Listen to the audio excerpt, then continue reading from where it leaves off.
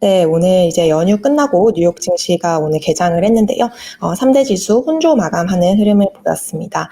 말씀해 주신 대로 나스닥 같은 경우 상당히 좀 큰 폭으로 상승 마감을 하긴 했는데요. 종가 기준으로 다우가 전장 대비 0.42% 하락한 수준에서 마감을 했습니다. S&P 500 지수 같은 경우는 전장 대비 0.16% 상승한 수준에서 마감을 했고요. 나스닥도 1.75% 상승한 수준에서 마감을 했습니다. 어제 바로 월요일 날 이 독립기념일 연휴로 증시가 쉬었기 때문에 지금 거의 나흘 만에 개장을 한 셈인데요. 3대 지수 오늘 다소 큰 폭의 변동성을 보였습니다. 이제 장중에 다우와 S&P 지수가 2% 이상 하락을 했었고요. 나스닥도 장 초반에 2% 가까이 하락을 하면서 이제 11,000선 아래로 추락을 했었습니다. 대체로 좀 부진한 흐름을 보였지만요. 오후 들어서 이제 반등에 성공을 했고요. 나스닥 지수 같은 경우 상당히 큰 폭의 반등 탄력을 보이면서 마감을 했습니다. 새로운 한 주 거래가 시작이 되었고요. 또 이제 본격적으로 하반기 거래를 시작하는 이런 하루였던 것 같은데요. 이제 종가 기준으로 나스닥이 큰 폭 상승을 하기는 했지만 오늘 시장 전반적으로는 경기 침체에 대한 우려가 계속 지속하는 하루로 이제 평가를 할 수 있을 것 같습니다. 이제 금리가 침체 우려에 채권 금리가 하락을 하면서 이제 빅테크가 반등을 했고 또 이제 기술 관련 종목이 지지력을 보이면서 주가 자체는 상승을 했지만요. 이제 채권이라든지 외환 시장 그리고 원자재 시장 뭐 전체적인 글로벌 금융 시장이 일제히 지금 경기 침체 우려에 포커스를 맞추고 있는 모습입니다. 이에 따라서 지금 투자 심리가 좋지만은 않은 상황으로 보여지고요. 주가가 이제 나스닥이나 S&P 같은 경우 상승 마감을 하긴 했지만 뚜렷한 호재에 이끌어져서 주가가 상승을 했다기보다는 금리가 하락한 데 따른 기술적인 반등에 따라서 주가가 오늘 상승 흐름을 한 것으로 해석이 됩니다. 네, 오늘 장에 대해서 이제 비스포크 인베스트먼트 그룹의 애널리스트들은 이렇게 평가를 했는데요. 이제 침체 공포가 이날 아침에 다시 이제 전면으로 이제 모든 투자자들의 집중적인 관심 사항으로 다시 급부상을 했다라고 지적을 했습니다. 이제 알리안츠의 이제 금융 자문을 맡고 있는 모하마드 엘에리언이 굉장히 유명한 사람인데요. 이 사람도 이렇게 얘기를 했습니다. 지금 현재 미국 금융시장은 둔화를 본격적으로 반영을 하기 시작을 했고 또 연준이 이 금리를 인상하는 것이 고강도 긴축이 경기 둔화로 이어질 가능성을 시장이 전체적으로 반영을 해가고 있다라고 설명을 했습니다. 네, 오늘 23대 지수가 대체로 내용적에서는 조금 부진한 흐름을 보이면서 대부분 섹터가 하락을 하는 모습을 보였습니다. 큰 폭으로 반등한 나스닥 지수 덕에 이제 기술주라든지 통신 서비스 관련 종목 그리고 자율소비재 관련 종목은 상승을 했는데요. 나머지 분야는 대체로 하락을 하는 흐름을 보였습니다. 특히 오늘 이제 금리가 하락을 하면서 이제 왜 경기 침체 우려가 있는데 왜 이제 주가가 오르냐 이렇게 여쭤봐 주셨는데 이제 경기 침체 우려에 따라서 이제 안전자산인 채권에 대한 매수세가 들어왔고요. 채권 금리가 이제 하락을 하게 되었습니다. 가격이랑 반대로 움직이는 금리가 하락을 하면서 이제 고성장주라고 하죠. 이제 미래 밸류에이션에 기반을 하고 있는 빅테크 기술 종목들이 이런 금리 하락이라는 일시적인 호재에 반응을 한 것으로 보입니다. 오늘 S&P 500 구성하고 있는 그리고 나스닥을 구성하고 있는 주요 시총 상위 종목들이 일제히 상승을 하면서 빅테크가 견조한 흐름을 보였는데요. 이제 대장주부터 살펴보면 알파벳이 우선 4% 이상 상승을 했습니다. 또 이제 메타 플랫폼스도 5% 이상 상승을 했고요. 아마존 3.6% 상승했고 테슬라도 2.5% 이상 상승을 했습니다. 가장 대장주인 마이크로소프트와 애플 역시 각각 1.2% 그리고 1.8% 이상 올랐습니다. 네, 오늘 이제 메타가 좀 많이 올랐는데요. 메타 관련해서는 계속해서 뱅크 오브 아메리카에서 조금 긍정적인 평가를 내놓고 있습니다. 메타가 지금 상당히 기록적인 하락을 기록을 하고 보여주고 있고요. 그 고점 대비해서 주가가 지금 폭락을 한 상태입니다. 하지만 그럼에도 불구하고 뱅크 오브 아메리카 같은 경우 메타 플랫폼스를 이번 3분기에 탑픽 최선호 종목으로 지정을 했습니다. 메타 주가가 이제 워낙 많이 기존에 떨어졌었기 때문에 경기 침체를 이미 반영을 하고 있고, 또 이제 이런 인터넷 관련 종목 중에서는 최고의 경기 침체 주식이라고 이제 평가를 했는데요. 이제 BOA 같은 경우 메타에 대한 목표 주가를 $233 수준으로 두고 있습니다. 또 이제 주말간 테슬라 관련 소식이 이제 여러 가지가 전해졌는데요. 가장 좀 주목해서 봐야 되는 게 이제 테슬라의 지난 2분기 차량 인도량 실적입니다. 차량 인도량부터 우선 발표를 했는데요. 2분기에 이제 테슬라는 차량을 25만 4,695대 인도한 것으로 이제 집계가 되었습니다. 이게 1분기에 테슬라가 인도한 차량 대수가 31만 48대였는데요. 이제 여기서는 좀 6만 대 가까이 이제 큰 폭으로 줄어든 수준입니다. 근데 이거를 이제 어떻게 평가하는지에 따라서 지금 월가에서도 굉장히 갑론을박이 펼쳐지고 있는데요. 사실 이 중국의 코로나 봉쇄에 따라서 상하이 공장이 문을 닫았었고 3주 이상 이제 영업에 차질이 있었고요.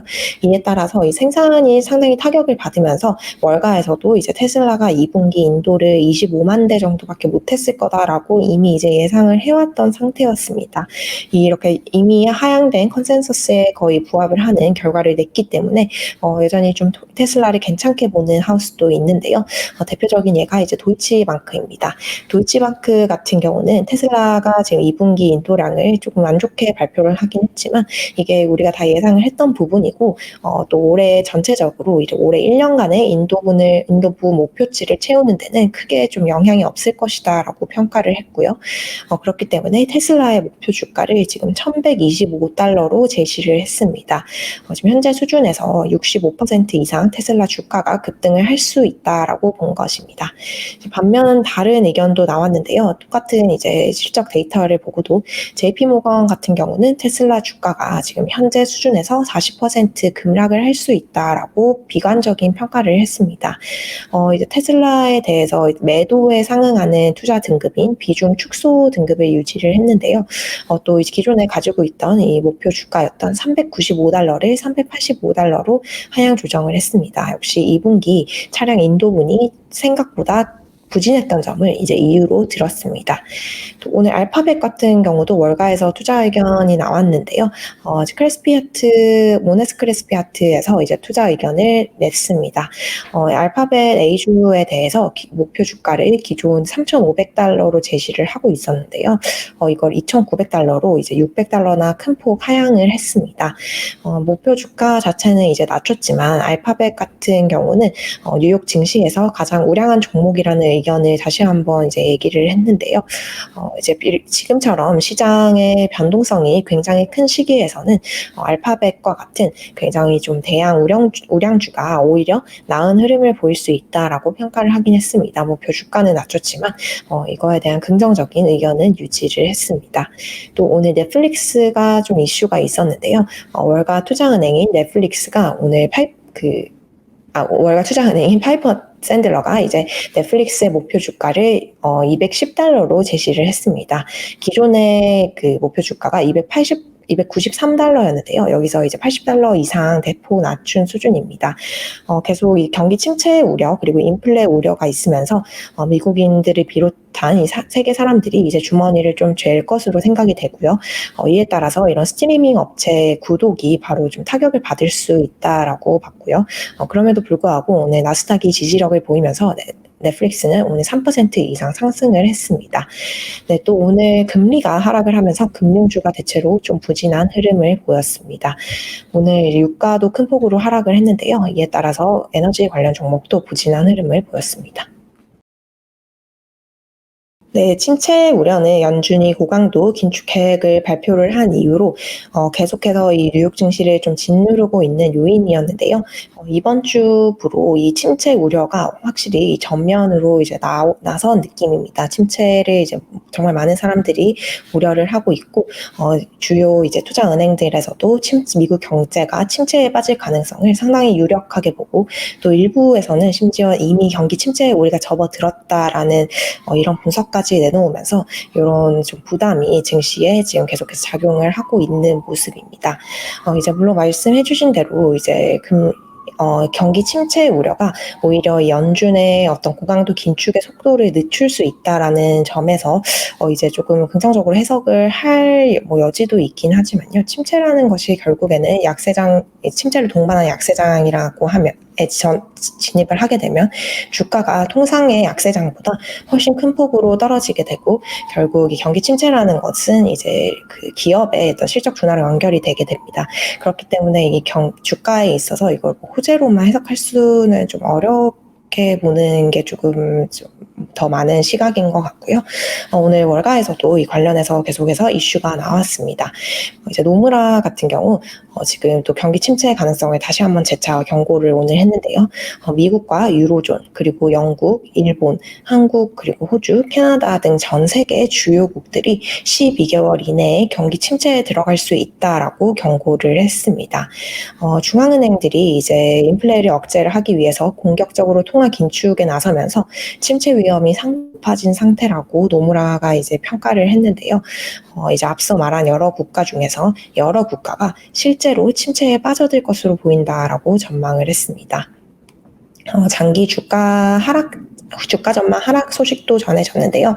이제 유럽계 글로벌 투자은행 크레디트 스위스 같은 경우가 올해 말 S&P 500 주가 전망치를 오늘 또 하향하는 소식이 전해졌습니다. 크레디트 스위스가 올해 연말에 S&P 500 지수 전망치를 기준에 4,900으로 제시를 하고 있었는데요. 이걸 4,300으로 대폭 이제 600포인트 하향 조정을 했습니다. 하지만 여전히 지금 현재 수준보다는 높은 수준인데 현재에서 이제 약 12.4% 정도 주가가 이제 상승하고 말 것이다. 올해 한 해 동안으로 봐도 이렇게 조금 부정적인 전망을 내놓았습니다. 하지만 이제 CS 같은 경우는 이제 주가 전망치를 하향한 이유가 경기 침체 때문은 아니라고 설명을 했는데요. 지금 고물가와 이 고비용에 따른 밸류에이션이 조정되는 과정에서 전망치를 4,300으로 낮추기는 했지만 경기 침체 가능성을 아직까지는 유력하게 보지 않는다라고 얘기를 했습니다. 이 경기 침체의 경제가 진입을 했다라는 증거는 이제 개인들, 미국의 소비자들이라든지 그리고 기업이 이제 지불 여력이 떨어져서 본인의 어떤 경제적인 이런 의무사항을 하지 못했을 때가 이제 경기 침체의 요건이다라고 얘기를 하면서 아직까지 이런 신호는 보이지 않고 있다라고 얘기를 했습니다. 네. 네, 지금 애틀란타 연은이 트래킹하는 2분기 GDP 전망치가 계속 낮아지고 있는데요. 이 지표가 조금 계속 안 좋게 나오면서 시장도 경기 침체 우려를 조금 더 실제적인 위협으로 지금 반영을 하고 있는 모습입니다. 지금 애틀란타 연은의 그 통계 모델에 따르면 올해 2분기 미국의 GDP 성장률, 그러니까 실질 GDP 증가세죠. 이제 미국의 2분기 성장률이 마이너스 2.1%까지 떨어질 수 있다라고 전망을 하고 있습니다. 지금 지난주에 이 수치가 마이너스 1%대였는데요. 불과 이제 며칠 만에 거의 1%포인트가 더 하향이 된 수준입니다. 지금 1분기 GDP가 이미 역성장을 기록을 했기 때문에 2분기 GDP 성장률이 이 정도 수준으로 나오면 기술적 경기 침체에 이제 진입을 하게 되는 셈이 됩니다. 이제 미국 외에서도 좀 계속해서 글로벌 경기 침체 가능성을 우려하는 목소리가 계속 나오고 있는데요. 오늘 잉글랜드 은행이 이제 그 금융 안정 보고서를 발표를 했습니다. 이 금융 안정 보고서에서 이제 영국을 비롯해서 세계 경제 전망이 크게 악화했다라고 진단을 했는데요. 영국은 물론 전 세계적으로 이제 식료품 가격이라든지 에너지와 같은 이런 생활 필수품 가격이 크게 올랐다고 지적을 하면서 성장 전망이 상당히 안 좋아졌다라고 얘기를 했습니다. 이 이유는 이제 주로 러시아와 우크라이나 침공의 결과 이것 때문이라고 이제 지적을 했습니다. 네, 지금 금융시장 전체적으로 이제 주식시장 외에도 채권이라든지 외환시장에서도 이 경기 침체 가능성을 본격적으로 좀 반영을 하고 있는 모습입니다. 지표로도 이것이 이제 명확하게 드러나고 있는 모습인데요. 오늘 채권 시장에서는 장단기 금리 수익률이 역전이 되는 현상이 다시 또 발생을 했습니다. 미국 국채 2년물 금리와 10년물 금리, 즉 수익률이 이제 역전이 된 건데요. 통상 이제 10년물 금리가 이자가 더 높아야겠죠. 이제 정상적인 상황이라면 더 오랜 기간 돈을 맡겨놔야지 이자가 더 높아야 되는데 이게 역전이 되면서 오히려 2년물 금리가 10년물 금리를 상회하는 이런 현상이 발생을 했습니다. 지금 오늘 미국 10년물 국채 금리 같은 경우는 2.8% 수준까지 하락을 했는데요. 지금 6월 중순에 10년물 국채 금리가 3.5%까지 올랐었습니다. 이게 지금 불과 이제 몇 주도 안 된 기간 동안 0.7%포인트가 떨어진 수준인데요. 2년물과 10년물의 수익률이 역전이 된 것은 이제 6월 이후 처음 있는 일이었다고 합니다. 지금 원래 국채 시장에서 2년물과 10년물 수익률 역전을 이제 좀 가장 명백한 경기 침체의 전조 신호로 보고요.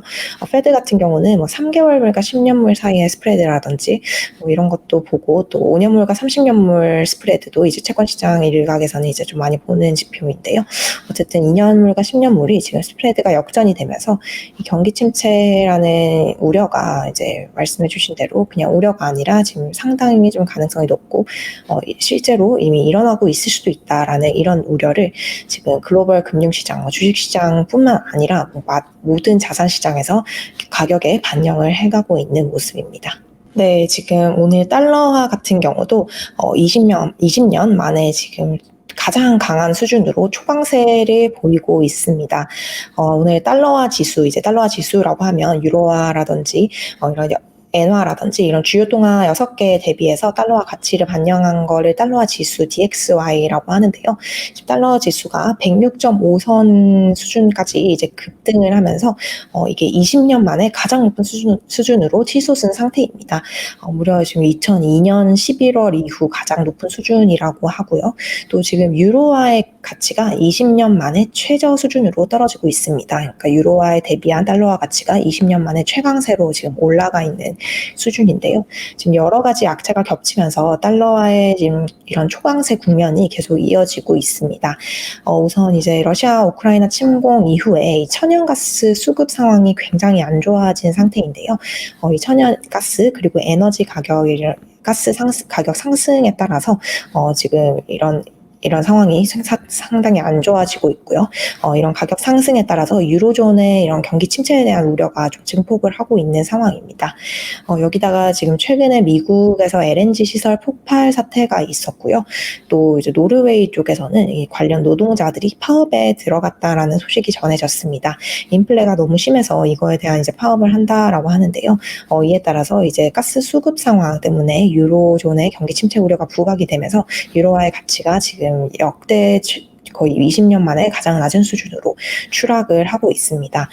지금 IB 쪽에서는 유로화의 가치가 유로 달러 환율이 지금 이제 1달러대 아래로 떨어질 수도 있다라는 이런 비관적인 전망하고 있는데요. 즉 이제 유로랑 달러가 거의 1유로랑 1달러가 이제 액면 가치가 같아지는 수준까지 유로가 약세를 보일 수 있다라는 의미입니다. 시티가 지금 천연가스 가격이 급등하는 국면이 계속되면 달러화와 유로화가 1대1 수준으로 떨어질 것이다라고 전망을 하고 있고요.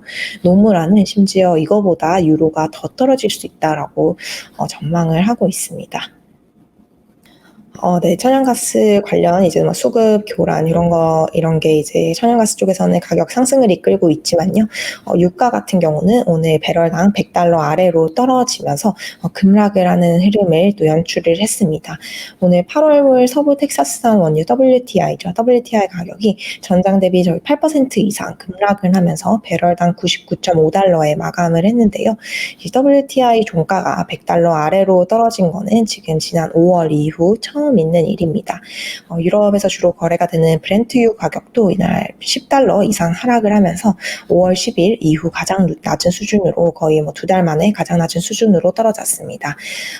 지금 경기 침체 우려가 증폭을 하면서 이 수요 둔화에 대한 우려가 유가 가격을 끌어내리고 있습니다.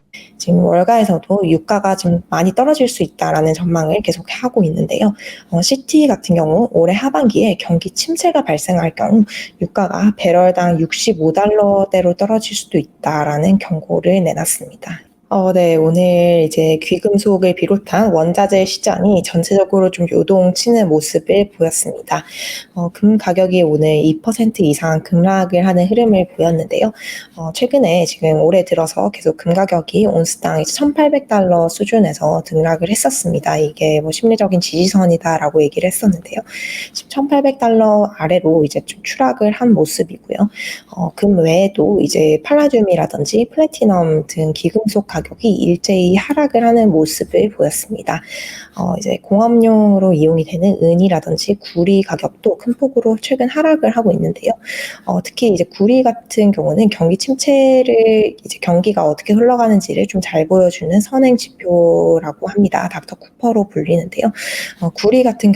구리 가격 같은 경우도 오늘 급격하게 좀 하락을 하면서 상당히 좀 부진한 흐름을 보였습니다. 전체적으로 이제 유가라든지 채권 외환 시장 그리고 원자재 시장까지 모두 경기 침체 우려를 반영을 하면서 요동을 치고 있는 모습인데요.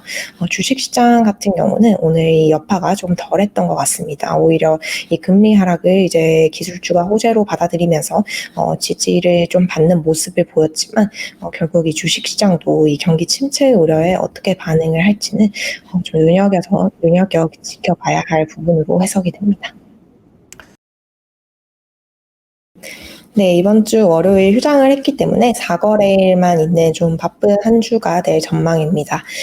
우선 이번 주에 발표가 되는 좀 중요한 이슈가 2개 정도 있는데요.